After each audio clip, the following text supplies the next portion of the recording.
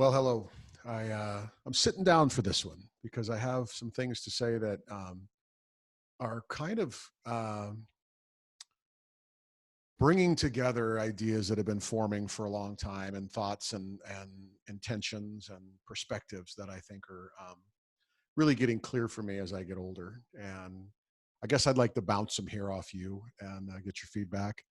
Uh, I guess I can also say that these are all becoming um, true for me. And I used to hate that phrase because I used to have this obnoxious perspective that there's true and there's not true, and if I'm right and you're wrong, then that's what's true. And I've kind of evolved way past that perspective. I believe that what's true for me in the direction and the intention of my life isn't necessarily what's true for you and what's important for you and what's valuable for you, um, but it is for me. And the most important thing I can do is to honor that in the moment that I have right now, which is kind of why I'm sitting here at 9:30 at night, turning on the camera. I have lived far too much of my life in the rearview mirror. I have lived far too much of my life being controlled and shaped by the perspectives of the past. The things that occurred in my life that were great, the things that occurred in my life that weren't so great, the things that shaped and formed the person that I became, became a little too controlling of the person that I am. And what I mean by that is this moment right now is all I really have. It's all you have if you're watching this. Now, if this is recorded, and it is, then it survives and it exists in posterity. But right now, for me, as a living, breathing human, this is all I've got, this moment. I can spend my life wringing my hands about regret or fear or disappointment or being mistreated in the past or being unloved or unloving. Both have occurred in my life. I have received pain and I have caused pain by my actions and my words and my thoughts and deeds. So have you probably. But what really only matters in the context of who I am is right now. I have lived far too much of my life being controlled by the preoccupation of what others think, feel, and believe. And as a result, I lived my life in accordance to a script that I believed I was supposed to follow that would lead to a successful, productive, profitable, lucrative even life of happiness and health and travel and love and success and all of these things. Those are all very worthy priorities in life. But the path to which we get there is not dictated or predicated on someone else's idea of what those things are. It can and should only be dictated by my definition of what those things are for me. And our preoccupation with those things in the past become controlling influences in the present. And I have learned and am continuing to learn that letting go of that is the truest way to living the life I was called to live. Because no one else gets to tell me what my calling is. They can tell me what they see as my attributes or my skills or my strengths and my weaknesses. They can tell me what my ACT profile is. They can tell me what my DISC profile is. They can tell me what my Myers-Briggs profile is. But they can't tell me what's core to my heart.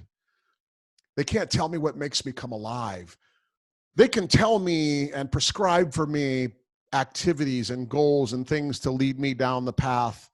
And some of those things might be really good ideas and they might be productive. They can also become symptomatic of the hamster wheel, of the rut, of the grind, of the doing someone else's thing for all of our days till we get to retirement and we get the gold watch or the 10 days of extra vacation and we retire at 65 or 70, depleted, physically unable to do some of the things we might wanted to have done in our lives, and with an uncertain amount of time left to live.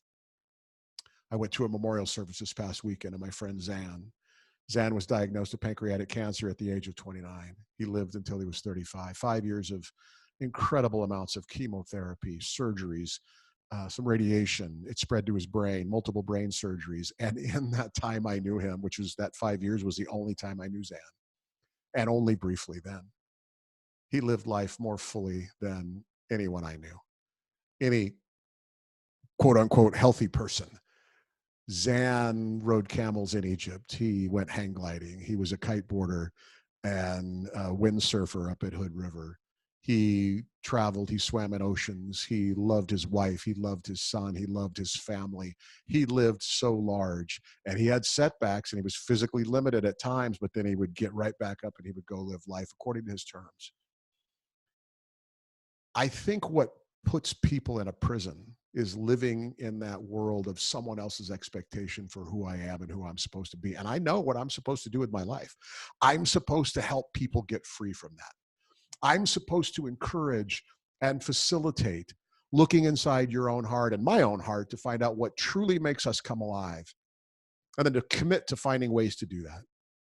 That sounds scary, and it is, but it doesn't involve committing career suicide or financial suicide necessarily, unless you feel such an urgency that you must stop what you're doing today to pursue that thing that makes you come alive because the clock is ticking.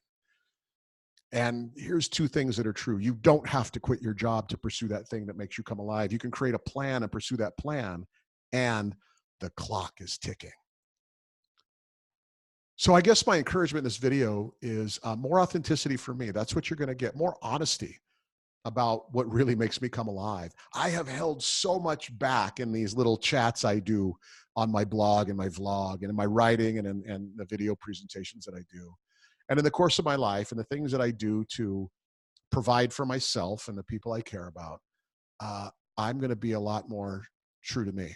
I'm going to be a lot more, the popular word is authentic.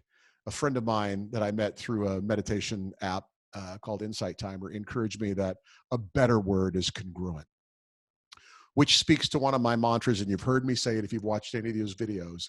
Self-awareness is about getting clarity here about who I am, about what matters to me, about what makes my heart come alive. This is congruence. Spending enough time with myself in quietness and reflection and solitude and silence and meditation, whatever you want to call it, and then journaling or whatever it is you do to get really clear about what those things are that make you come alive. And only then does action really need to happen. We are so caught up in doing as a people, especially in the West and especially in the United States. We have lost, for so many people, any concept of being. Our being is what causes us to act. What we do is an extension of who we are. Our doing comes from our being. We have that reversed so often in our society. We become something because of what we do. We develop mindsets and opinions and political affiliations, religious affiliations because of what we do or who we associate with. I encourage you to associate with people who have been set free, who aren't on the hamster wheel, whatever that means for them. It doesn't mean everybody's become a monk. It doesn't mean everybody's quit their job and is painting pictures on the sidewalk and trying to sell them for rent.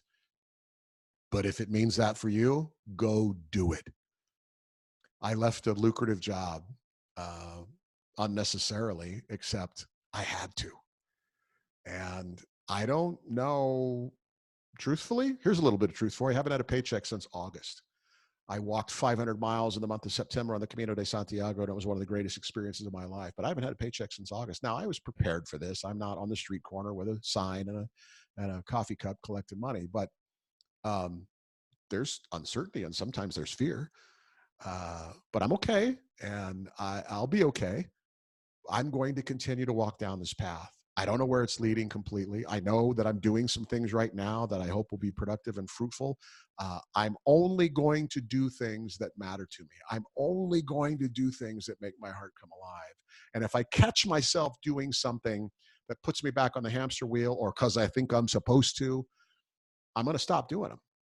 And I'm going to make myself accountable and vulnerable to you here on this little vehicle that I've found and fallen in love with. I want to share my heart and life, and I want you to share yours. I want to spend my life coaching and equipping people to set their heart free, to pursue crazy, wonderful dreams and visions. and to do so in a way that doesn't cause you to wreak havoc on your life, those that you are caring for, perhaps responsible for if you have children and a spouse. I'm not abdicating abandonment of responsibility. I am abdicating abandonment of preoccupation with other people's opinions. That's where I have been evolving for this past decade or more. That's where I find myself right now. That's what equipped me with the ability to resign my position, give up everything that I considered safe and normal, throw a bunch of stuff in a backpack and fly to Spain and go for a walk. And it's what propels me today to continue to do this. I want to connect with my audience. I want to share this with people. There's people out there that need to hear this, that need to quit being preoccupied with all the shit in the rearview mirror and start looking forward, and not even looking forward at goals and dreams. Those things are nice, but what's a goal? A goal is really the net result of activities, decisions, intentions from this moment to live life in a way that's consistent with my purpose. So if I have an intention to exercise and eat healthy, eat responsibly, and be active and exercise on a regular basis, and I'm not talking about becoming a bodybuilder or a CrossFit person or a triathlete, those things are great. But I'm not talking about extreme levels of performance and physical fitness. I'm just talking about eating healthy and exercising regularly. If I do that, I don't need to put a goal of what I want to weigh. If I do that on a consistent basis, eat healthy and exercise, I'll lose weight, or I'll be fit whether or not I lose weight. That's enough. The number doesn't matter. The size of my pants doesn't matter, and it doesn't matter for you either. It's the intention. And I want to begin with the intention of love. If you're in my life, you matter to me. And I want that mattering to make a difference for both of us. So I want to contribute whatever I've learned, and I'd love to benefit from whatever you've learned about living with intention. Because I think at the end of the day, that's what matters, because we only have this moment. I'm assuming I'm going to wake up tomorrow. I kind of hope I do. I got stuff I want to do. There's still shit left on the bucket list. I may get to all of it. I may get to some of it. I may get to none of it. And the same is true for you. What's also true for you is you have things in your heart that matter to you. So create the intention to live consistent, to live congruent with those things that matter to you, and get after it, because now is all you have. And that intention and living that intention in a committed way is way more important than the goal you wrote down in your business plan or on the mirror about the weight you want to achieve. Live with intention, on purpose, and watch your heart come alive. And when your heart comes alive and you're living with intention and on purpose, I almost guarantee you all the other stuff that we spend so much time worrying about just takes care of itself. And please stop living in the rearview mirror. This moment, your intention for how to live this moment well. Chew on that. I'd love your feedback. I'd love to have some interaction. I'd love to develop a dialogue. And if you want to talk more formally about this, I am absolutely committed to continuing in my objective to launch a coaching platform. I want to share this stuff. To me, it's beautiful. To me, it's the things that matter. Give me some feedback. I'd love to hear from you. Have a great day to your success as you define it.